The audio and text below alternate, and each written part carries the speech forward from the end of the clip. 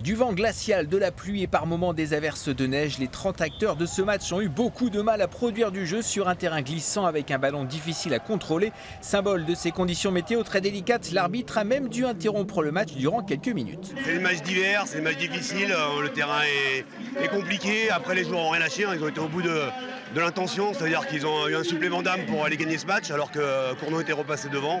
C'est intéressant parce qu'on ne perd plus, on est bien, voilà, ça continue de bosser, donc voilà, pour le groupe c'est très positif quand même.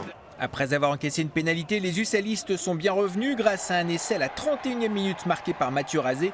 Loin d'être abattus, les Auvergnats prenaient l'avantage en milieu de deuxième mi-temps 11-8. Poussés par quelques centaines de courageux venus dans les tribunes, les Limougeaux occupaient le camp auvergnat. Une domination payante. À 10 minutes de la fin, Sam Vea perçait la défense adverse. Personne ne pouvait l'arrêter pour marquer l'essai de la victoire. Il y a des conditions assez compliquées. Avec la grêle, on n'arrivait pas trop à se trouver avec le vent. Transmission un peu compliquée. On a un petit peu rectifié en deuxième mi-temps. Puis après, c'est une équipe qui est hyper accrocheuse. Donc forcément, sur un terrain comme ça, c'est hyper compliqué face à eux.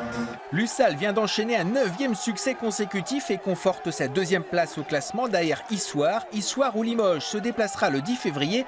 Ça promet.